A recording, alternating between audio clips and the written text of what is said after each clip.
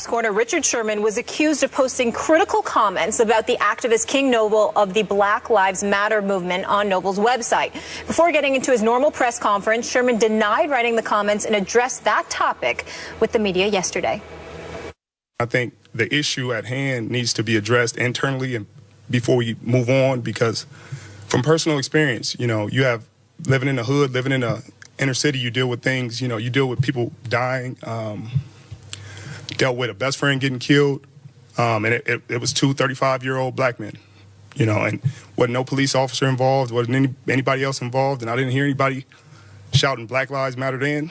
And I think that's the point we need to get to, is that we need to deal with our own internal issues before we move forward and start pointing fingers and start attacking other people. We need to solidify ourselves as a people and deal with our issues, because I think as long as we have black on black crime and black, one black man killing another, if Black Lives Matter, then they should matter all the time. You should never let somebody get killed. That's somebody's son, that's somebody's brother, that's somebody's friend. So you should always keep that in mind.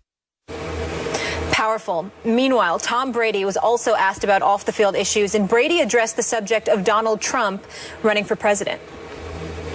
Speaking of guys who like winning, you still have the Trump hat up there. He loves winning. Have you talked to him at all? And do you have any advice for his big debate tonight? No.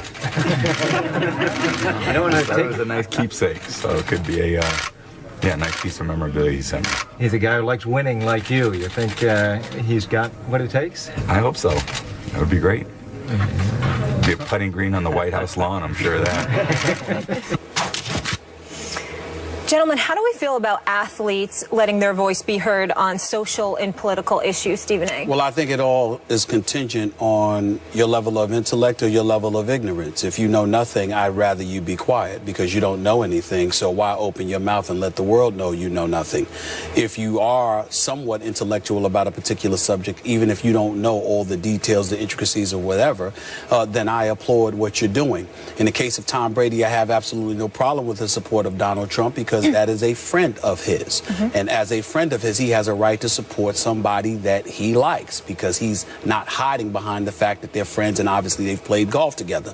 In the case of Richard Sherman, who I consider young and pretty brilliant, highly educated, I can't applaud enough what he said. I took some hits months ago, Skip Bayless, because I got on the quote-unquote Black Lives Matter movement for booing presidential candidate Governor O'Malley from Maryland, because he said Black Lives Matter, white lives matter, all lives matter. I said, why would you boo a man running for president? What do you want him to do? Ingratiate himself to 12 to 13% of the population at the risk of alienating anywhere from 66 to 83% of the population? Is just not smart on the part of a president. It's a presidential candidate. It's a numbers game. You have to be knowledgeable about that. But what I also highlighted, and I'm not against the Black Lives Matter movement at all. I understand where it originated from. I understand what they're trying to say, even though some people that have ingratiated themselves into that movement, there's some questions about that, but this is not the place to get into that. What I did say that offended folks was this. I didn't hear Black Lives Matter when black folks were getting murdered in the streets of Chicago by black folks. I didn't hear that when black folks was losing lives by the hands of other black folks in Baltimore. And that's just those two cities. And to be quite honest with you, one of the issues I have with our president, who I love dearly, is the fact I think he hasn't spoken up enough about Chicago, which is where he's a junior senator from. So that's the only thing I would say about that. But with all of that being said, to get to Richard Sherman's point, Richard Sherman is absolutely right. As a black man, it is disgusting and disgraceful to see the lives of black people that are lost at the hands of other black folk. Yes, there is racism. Those problems have to exist. The prejudices, this has to exist.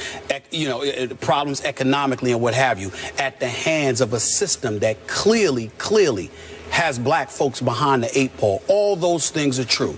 My friend Karen Hunter speaks about this on her radio show. The great Joe Madison, he speaks about it all the time on his Sirius XM show. I would encourage people to listen to those to get more facts. But all I'm saying from a general perspective is this.